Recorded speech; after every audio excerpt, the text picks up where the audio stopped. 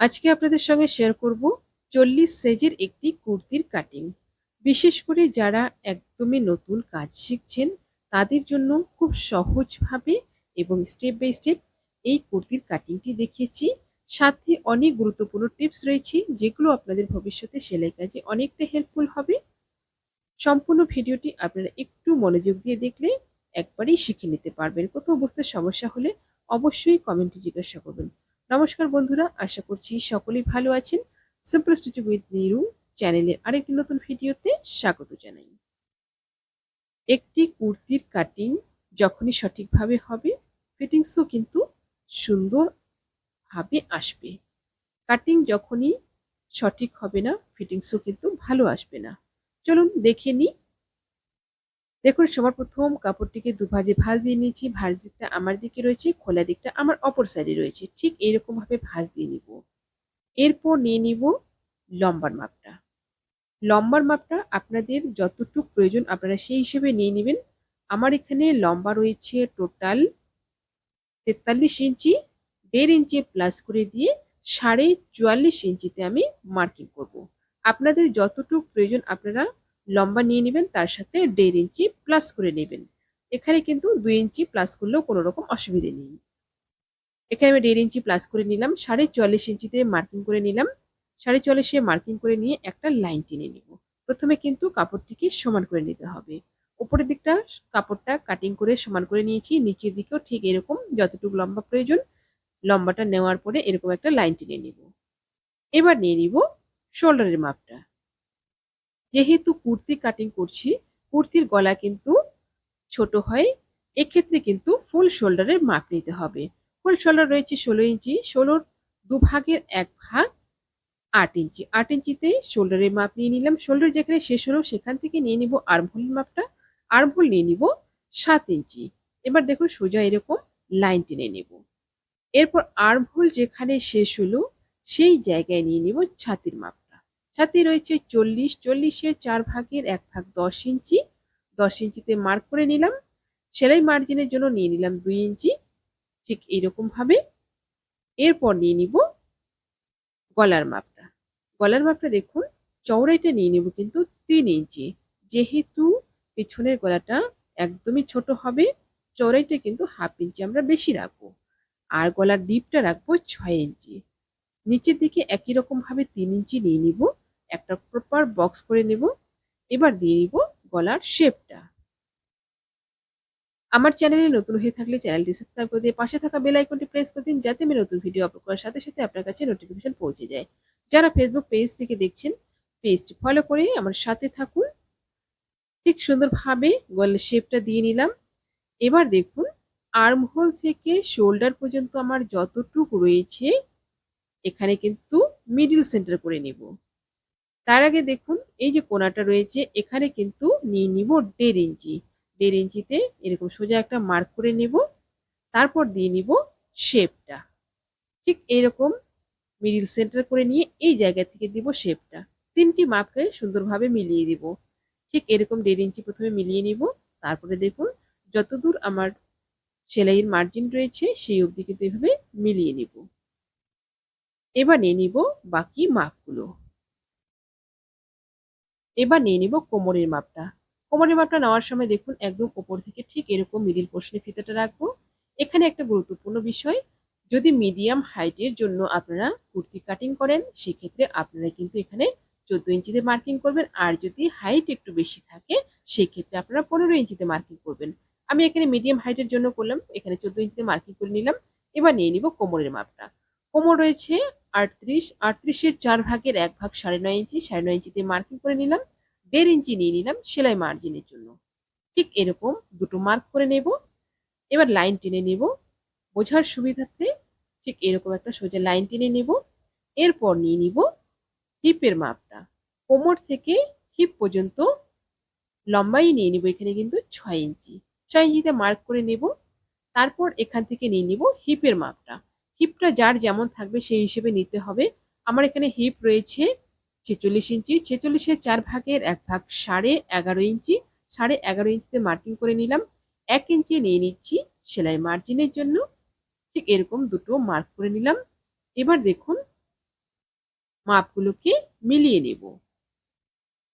প্রথমে কিন্তু আমাদের যে ফিটিংটা হবে সেই লাইনগুলোকে মেলাবো, তারপরে যেখানে কাটিং হবে সেই লাইনটাকে মিলিয়ে নেব। শেভিং স্কেল ঠিক এরকম ভাবে বসিয়ে নেব। প্রথমে ছাতি থেকে কোমর পর্যন্ত লাইনটা টানবো, তারপর কোমর থেকে হিপ পর্যন্ত ঠিক এইভাবে লাইনটা টেনে নেব। একই রকম ভাবে পরের লাইনটাও টানবো। যেমন আমার মার্ক রয়েছে, মার্কের সাথে কিন্তু মার্ক এইভাবে মেলাবো। একটা মার্কের সাথে আরেকটা মার্ক ঠিক এইভাবে মিলিয়ে নিলাম। উপরের দিকের কিন্তু মাপগুলো কমপ্লিট হয়ে গেল। এবার দেখুন নিচের দিকে, নিচের দিকে মার্ক করে রেখেছি আমার যতদূর লম্বা প্রয়োজন সেই অনুযায়ী। এবার নিচের দিকে একই রকম ভাবে নিব। হিপে যেরকম মাপটা নিয়েছি সেরকম 11.5 ইঞ্চি নিচেও নিয়ে নিলাম। তারপর 1 ইঞ্চি সেলাই মার্জিনের জন্য নিয়ে নিলাম। এবার দেখুন হিপের আমার এখানে যেমন মাপটা রয়েছে তার সাথে কিন্তু এভাবে সোজা করে মিলিয়ে নেব। নিচের মাপটা একদম সোজা করে মিলিয়ে নেব। এটা কিন্তু কমপ্লিট আসবে। আর এইটা হবে কাটিং।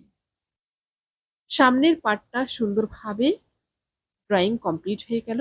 একদম মার্ক অনুযায়ী এবার কাটিং করে নেব। এখানে কিন্তু আমি একবারেই দুটো পার্ট কাটিং করব না, পার্টগুলোকে আলাদা আলাদা কাটিং করব। সে বিষয়ে পরে আসছি কেন আমি দুটো পার্ট আলাদা আলাদা কাটিং করলাম। একদম মার্ক অনুযায়ী কাটিং করব। এখানে কিন্তু কোনো রকম এক্সট্রা রাখবো না। সুন্দরভাবে কাট করে নিলাম সামনের পার্টটা। এবার দেখুন সামনের পার্ট বসিয়ে পেছনের পার্টটা কাটিং করব। সামনের পার্ট বসিয়ে পেছনের পার্টটা যখন কাটিং করব, শুধুমাত্র শোল্ডারে এখানে 1/2 ইঞ্চি এক্সট্রা রাখবো পেছনের পার্টটা। আর বাকি যা রয়েছে তা কিন্তু একদম সেম থাকবে। আর্মহোল যেমন রয়েছে সেরকমই সেম থাকবে, সাইডে আমার যেমন রয়েছে সেরকমই থাকবে, নিচের দিকেও কিন্তু আমার সমান থাকবে। শুধুমাত্র শোল্ডারে কিন্তু এখানে 1/2 ইঞ্চি বেশি নিয়েছি। এই 1/2 ইঞ্চি শোল্ডারে কেন বেশি নিলাম? এক্ষেত্রে কিন্তু ফিটিংটা খুব সুন্দর আসে। অনেক সময় দেখবেন কিছু কিছু ড্রেসে পেছন দিকে একটা টান ধরে। এই 1/2 ইঞ্চি যখনই রাখা হবে না তখনই কিন্তু পেছন দিকে টান ধরবে। এই 1/2 ইঞ্চি রাখলে কিন্তু সুন্দরভাবে কাঁধের উপরে ড্রেসটা বসে থাকবে। সামনের পার্ট পেছনের পার্ট দুটোই সুন্দরভাবে কাটিং কমপ্লিট হয়ে গেল। এবার দেখুন কাটিং করব গলার শেপটা। পেছনের পার্টটা একই রকম ভাবে গলার চওড়াইটা নিয়ে নিলাম। এবার গলার ডিপটা নিয়ে নিব। গলার ডিপটা আমি পেছনের রাখবো 1.5 ইঞ্চি। 1.5 ইঞ্চিতে একটা মার্ক করে নেব। তারপর গলার শেপটা দিয়ে নিব সুন্দরভাবে। এখানে আপনারা যদি মনে করেন 2 ইঞ্চিও গলাটা রাখতে পারেন, তবে কুর্তি গলার ক্ষেত্রে ছোট গলাটাই বেস্ট। সুন্দরভাবে কাট করে নিলাম গলাটাকে। এবার একদম শেপ অনুযায়ী সামনের গলাটাও কিন্তু কাটিং করে নেব। ঠিক মার্ক অনুযায়ী গলাটা কাট করে নিলাম। এরপর দেখুন সামনের পার্ট এবং পেছনের পার্ট একদম সমান করে নেব। সমান করে নেওয়ার পরে এখানে কিন্তু 1/2 ইঞ্চি একটা শেপ দিয়ে নিব। শোল্ডারে দেখুন এই সাইডে 1/2 ইঞ্চি একটা শেপ দিয়ে নিলাম। শেপ দিয়ে ঠিক এরকম মার্ক করে নেব। দুটো যেন একদম সমান থাকে সেজন্য কিন্তু দুটো পার্ট একসঙ্গে কাটিং করছি। 1/2 ইঞ্চি শেপটা দিয়ে নিলাম। শেপ অনুযায়ী কিন্তু কাটিং করে নিলাম। সামনের পার্ট পেছনের পার্ট কাটিং কমপ্লিট হয়ে গেল। এবার হাতাটা কাটিং করব। হাতাটাকে 4 ভাঁজে ভাঁজ দিয়ে নিয়েছি। লম্বাটা দেখুন, লম্বাটা রয়েছে আমার এখানে 16.5 ইঞ্চি।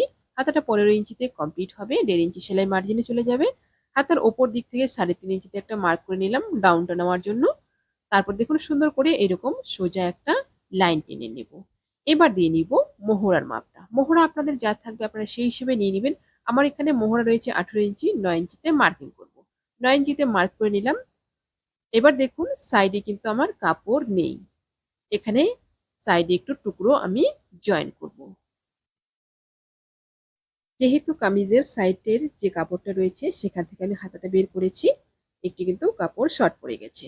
এবার দেখুন একদম মার্ক অনুযায়ী শেপটা দিয়ে নিচ্ছি। রাউন্ড শেপটা ঠিক এইরকম ভাবে একদম যতদূর আমার মার্কটা রয়েছে সেই অবধি কিন্তু রাউন্ড শেপটা সুন্দরভাবে দিয়ে নিলাম। এবার নিয়ে নিব মুহুরির মাপটা। মুহুরি আপনাদের যা থাকবে সেই হিসেবে নিয়ে নেবেন। মুহুরিটা কম বেশি হতে পারে। মুহুরি আমার এখানে রয়েছে 12 ইঞ্চি। 6 ইঞ্চিতে মার্কিং করে নেব। 1.5 ইঞ্চি নিয়ে নিব সেলাই মার্জিনের জন্য। ঠিক এইরকম ভাবে দুটো মার্ক কিন্তু অবশ্যই আপনারা দেবেন।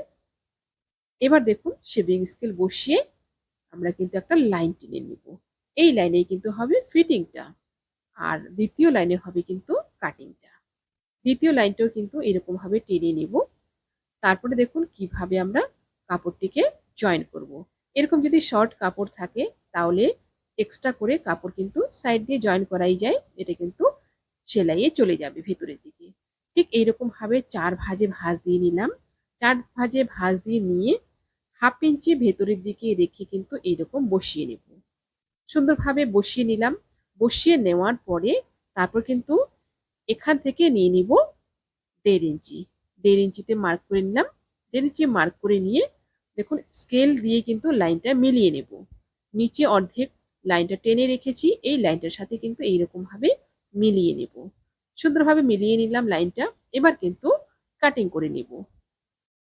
ভিডিওটি কেমন লাগলো অবশ্যই আপনার মূল্যবান মতামত কমেন্টে জানাবেন। ভিডিওটি ভালো লাগলে একটি লাইক করে দেবেন এবং বন্ধুদের মাঝে শেয়ার করে দিয়ে দেখার সুযোগ করে দেবেন। ঠিক এইরকম মার্ক অনুযায়ী কিন্তু কাটিং করে নিলাম। এবার দিয়ে নিব তালপাটের শেপটা। তালপাটের শেপটা দেখুন, এই যে সেলাই আমার যে মার্কিং রয়েছে যে জায়গায়, সেই মার্ক বাদ দিয়ে কিন্তু ঠিক এরকম 1/2 ইঞ্চি তালপাটের শেপটা নিয়ে নিলাম। তারপর কিন্তু কাটিং করে নিব। আশা করছি ভিডিওটি আপনাদের সকলের ভালো লেগেছে। ভিডিওটি ভালো লাগলে অবশ্যই লাইক, কমেন্ট এবং শেয়ার করবেন। নতুন নতুন ভিডিও পেতে চ্যানেলটিকে সাবস্ক্রাইব করে রাখবেন। যারা ফেসবুক পেজ থেকে দেখছেন পেজটি ফলো করে আমার সাথে থাকবেন। সবাই ভালো থাকবেন, সুস্থ থাকবেন। আজকে এই পর্যন্তই।